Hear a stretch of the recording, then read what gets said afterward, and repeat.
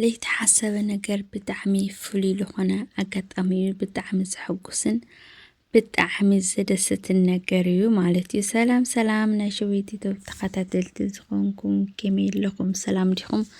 ኣነ ሰላሜ እግዚአብሔር ይመስገን። ንስኻትኩም ለ ኣብ ዘለኹምዎ ሰላምኩም ብዝሕ ትርፊ ይበለለይ እንዳበልኩ ለማዓንቲ ድማ ብሓድሽ ቪድዮ መፅአክም ኣለኹ ማለት እዩ። ነዛ ቪድዮ ክትምሩ ከለኹም ግን ላይክ ብምግባር ጀምሪኹም ሓድሽቲ ዝኾንኩም ድማ ሰብስክራይብ እንዳገበርኩም ቤተሰብ ኩኑ ኩለኩም ይደሊ ማለት እዩ። ፈቒድኩም ፈቲኹም ላይክ ሰብስክራይብ ትገብሩለይ ብጣዕሚ እየ ለመስግን። እግዚአብሔር ኣምላኽ የኽብረለይ ኩለኩም ይደሊ ማለት እዩ።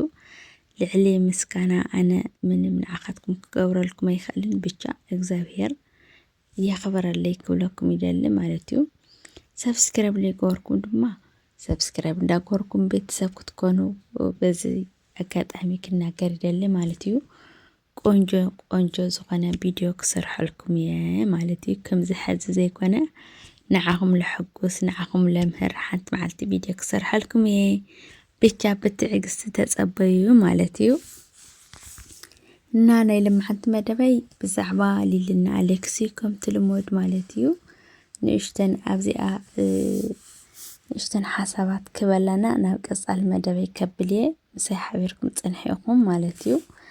ኣብዚ ዓይኖሞይና ሊሊ ኮይነን ንኣሌክስ ብዝገርም ብራንክና ዘዘናግዕውን ብጣዕሚ ድማ ልሕዝን ነገር ኢና ርኢና ኣብዚ ማለት እዩ። ኣብዚ ለማቕነ ግን ዓይኖሞይና ሊሊ ንኣሌክስ ብጣዕሚ እየን ልጫወታሉ ዘለዋ ማለት እዩ። ምክንያቱ ኣብዚ ሕዚ ሊሊ ሎም ዶ ተወልድ ፅባሕ ዶ ተወልድ እንዳተባሃለ ዝፅበይላ ዘለው ኢና ኣሌክስ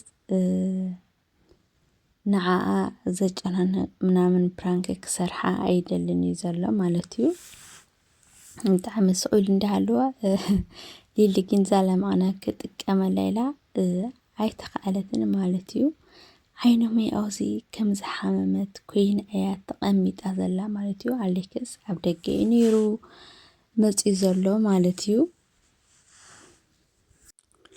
ከምዚ ትሪእዎ ዘለኹም ኣሌክስ ኣብ ደገ እዩ ነይሩ ግን ዓይኖመይና ሊሊ ተንኮል ጠንሲሰን እየን ፀኒሐንኦ ማለት እዩ። ንሱ ድማ ዓይኖመይ ከም ዝሓመመት መሲላ ማለት እዩ። ምስ ሊሊ ተማኺረን እዛ ነፀላ ተገምጊማ ትሪእዋ ኣለኹም ማለት እዩ። ሕምምቲ ትመስል ዶ ኣይትመስልን ቤተሰብ? ብጣዕሚ ልገርመካ ዓይኖመይ በቃ ቤና ብጣዕሚ ተዋናይት ኮይና ቀርያ ማለት እዩ። ብጣዕሚ ልገርመካ ትሰርሖም ስራሓት ብጣዕሚ ዘዘናግዑ ብጣዕሚ እዮም ደስ ዝብሉ ማለት እዩ። ኣነ ብጣዕሚ እያ ትምቸየኒ ብልቢ ማለት እዩ። ኩልኹም ቤተሰብ ድማ ንዓይኖመይ ብጣዕሚ ከም ትፈትይዋ ብጣዕሚ ከም ተዘናግዐኩም እያ ኣብ ኮመንት ኩሉ ግዜ ልከታተልና ማለት እዩ። ይመቸያ ማለት እዩ። ለማዓንቲ ግን ኣሌክስ ብጣዕሚ እዩ ተገሪሙ ማለት እዩ። ቡና ኣፍልሐለይ ክበሃል ከሎ ብጣዕሚ ተገሪሙ መጀመርያ ንዕናይ ሕክምና ከወስደክ ኢልዎ ኣነ ሕክምና ክኸይድ ኣይደልን እየ ቡና እየ ክሰቲ ዝደሊ ቁርሲ ክበልዕ ይደሊ እየ እና ኣፍልሐለይ ቡና ይበሃል ኣሎ። ኣረ ኣነ ቡና ምፍላሕ ኣይክእልን እየ ብስሩ ጭራሽ ቡና ሲ ከመይ ከም ልግበር እስቲ ኣይፈልጥን ኢሉ ማለት እዩ።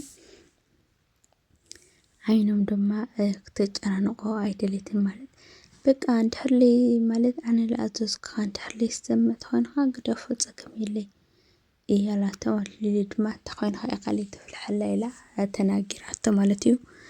ኣረ ሊሊ እንተኮይንካ ኢኻ ከምኡ ትብለለካ ኣነሲ ቡና ምፍላሕ ከም ዘይክእል ፅቡቅ ጌርካ ትፈልጥ ኢኽና ስለምንታይ ኢልዋ ዋላ ይትኸኣል ፀገም የለይ ቀስ ብቐስ እዩ ክበለክኣል እናትላመድ ኢላቶ ማለት እዩ። በቃ ምንም ክገብር ኣይከኣልን ቤተሰብ ማለት እዩ። ግድን ክሰምዓ ስለ ዘለዋ ከምዚ ትሪእዎ ዘለኹም ከይዱ እዩ ማለት እዩ። ከይዱ ቡና ከፍልሕ ኮፍ ኢሉ ቤተሰብ ማለት እዩ። ግን ብጣዕሚ ኣሕዚኒ ማለት ርእሱ ደፊኡ ኮፍ ኢሉ ማለት እዩ። ብጣዕሚ እዩ ኣሕዚንኒ እምቢ ከይብላ ከመይ ገይሩ ወላዲት እያ ሞ ሓሚመ እንዳበለቶ እንዳሃለወት ከቢድ ቤተሰብ ወላዲኻ ከምኹለካ ከሎ ብጣዕሚ ዝኸብድና ኣሌክስ ድማ ቃላ ክዓጥፍ ወይ ከዓ ቃላ ክሰብራስ ኣይደለየን ማለት እዩ።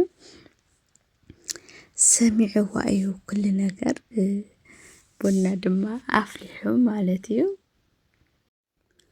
ከምዚ ትሪእዎ ኣለኹም ቡና ከፍልሕ ኮፍ ኢሉ ማለት እዩ።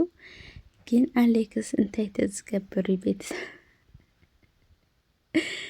ኩሉ ቡና ዝነበረ ምንም ከይቀነሰ ኩሉ እዩ ናብ መንከሽከሽ ገልቢጥዎ ማለት እዩ። ሓይኖመይ ብጣዕሚ እያ ደንጊፃ ንባሕልዋ እንታይኻ ትገብር ለኻ ንምንታይ ደኣ ኩሉ ገልሚጥካዮ ገለ ይበሃሎስ ጥዑም ምንታይ ክኸውን እያ ምንታይ ጥዑም ክኸውን እያ ይብል ቤተሰብ ኖ ኣብዚኣስ ኮነ ኢሉ እዩ በቃ ንአን ከናድድ ምጥማር ጥዑም ክኾን ድዩ ኣይኮንን ስጠፊእዎ ይኮነ መቸም ቤተሰብ ቡና እንድሕር ሓፊስ ኮይኑሲ ማዕረ ክንደይ ጨጎርካ ከም ለቃፅለካ ማዕረ ክንደይ ጨጎርካ ከም ዝልሕፀካሲ ኩልና ንፈልጥና ኣሌክስሲ ይፈልጥ ይኸውን እዩ ይብል ማለት እዩ። ግን ኖ በቃ ኩሉ ክኾን ኣለዎ ብጣዕሚ ምንታይ ጥዑም ክኸውንሲ ክኸውን ኣለዎ ኢልዋ ማለት እዩ። ኖ ሊሊ ድማ ቆንጆ ከምዘይመፅእ እያ ነጊራቶም ማለት እዩ። ዓይኖመይ ግን ብእውነት ኣይተኻኣለትን ንኣሌክስ ተጫዊታትሉ እምበር ግን ናይ ዩድያ ቤተሰብ በቐዳማይ ምስ ሊሊ ተማሂሩ ንሰላም ኣደ ሊሊ ማለት እዩ ከመይ ማለትሲ ለይግበር ነገራት ማለት ኣደንጊፆምዋ ነይሮም እዮም እና ከመይ ተልኩም ቤተሰብ ወዲሲ ጓል እንዳሓለወት ዋላ ኣይሃ ኣይተሃልለ ኧረ እንዴ ቡና ከፍልሕስ ኣይግባእ ኣነ በዛ ወገነይ ቡና ከፍልሕ ኣለዎ ኣይብልን ማለት እዩ። ሊሊ ግን ንዓ ቀሪብካ ኣፍልሐለይ ቡና ኣስትየኒ ኢላቶ ሰላም ብጣዕሚ ደንጊፃ ማለት ንሊሊ እውን ፀሪፋታ እያ ሪኢኹም ማለት እዩ። ምን ክገብር ሪኢኺ ከምዚ ትገብሪ ስለምንታይ ድሓን ማለትሲ ወዲ ኣይስራሕ ኣይሓግዝከ ይብለክን ግን ከዓነሲ ኣነ እንዳሃለኹ ኣብ ጎንኺ ኣነ ክሕግዘክ እንዳሃለኹ እንዳኻልኩሲ ስለምንታይ ከምኡ ትገብሪ ከምዚ ነብሪኡ ክግበር ኣይኽእልን የብሉን ኢላ ሰላም ኮርያትላ ርኢና ነርና ቤተሰብ ማለት እዩ። ንሊሊ እናኮረየትላ ነራ ብልክዕ ድማ ከምኡ ዓይነት ክትገብርሲ ብጣዕሚ ኣሰካፊ ካብ ባህልና እውን ከምትሪእዎ ኣለኹም ግን ፕራንክ ምዃኑ ነጊሮምዎ እዮም ድሓር ማለት እዩ። ዋ ኣነ እኮ ብጣዕሚ ተገሪመ ከምዚ ዓይነትሲ ካብ መዓዝያ ኣነ ከምዚ ዓይነት ባህርያት ኣይፈልጠልኪና ካብ መዓዝያ ከምዚ ኢላ እንዳበልኩ እየ ነይረ እንቋዕ ፕራንክ ኮነ ኢላ ሰላም ማለት እዩ። ብርግፅ እዙይ ካብ ባህልና ውፅእ ዝበለ እዩ ማለት እዩ። እና ኣሌክስ ናይ ኢድዩ ልረክብ ዘሎ ማለት እዩ ንሰላም ፕራንክ ልገበራ በቲያ ድማ ምስ ሰበይቱና ምስ ኣዲኡ ፕራንክ እንዳተሰርሐ እዩ ማለት እዩ። ግድን እዩ ይፀንሐት ሸንሐት ይልበሃል ናይ ዩድያ ቤተሰብ ግደፍዎ ማለት እዩ።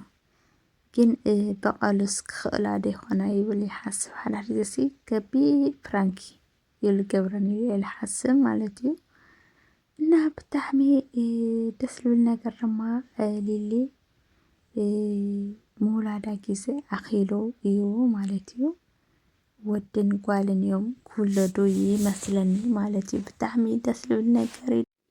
ግን ቤተሰብ ብጣዕሚ ዶ ደንግያ ሊሊ ሓቀይ ንዓይ በይኒ ድያ ደንግያት ንንያስ ወይ ንኹልና ኢና ብጣዕሚ ትፅቢት ሞይትና ማለት እዩ። ኩሉ ሰብ ይመስለኒ ግን ብቀዳማይ ሪኢኹም ኢኹም ኣብ ከብድኺ ከጅ ክመሃሩ ድዮም እንታይ ኮይነ ክለይ ትወልዲ እንዳበሉ ከም ለቸገርዋ ማለት እዩ።